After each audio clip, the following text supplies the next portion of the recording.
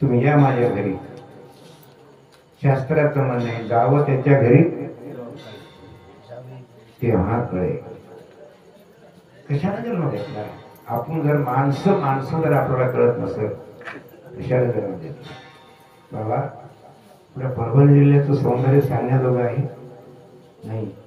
मी एक निश्चय केला मागे सप्ताह झाला रामबापू बसी शेवटचे कीर्तन माझंच होतं बरोबर आहे.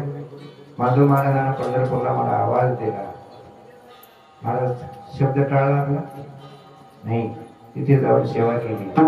मुक्ताबाईचा अधिकार मुक्ताबाईच्या मठात सांगितला. जिथं समय जसा आहे तसा तेच कीर्तन करेल मी. वेगळं काही करणार नाही. ऐका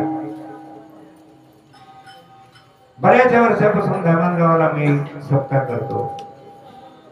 भगवान शंकराच्या पायरीपासून 3 लाख रुपयाचा रथ घेऊन धामणगावाला जातो आणि फक्त याच समाजाच्या 2 पैशावर. तुम्हाला सगळ्या मागितले इकडे नाही. ऐका मंदिराचं काम चालू आहे.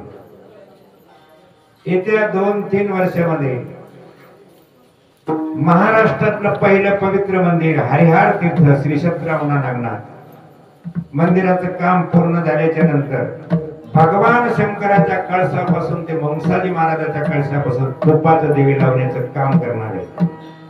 हे कोण केलं.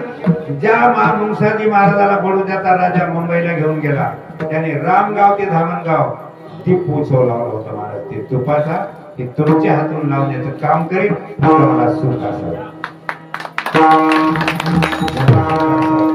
हे काम मी प्रतिवर्षी मागे दिंडी काढली परत आलो.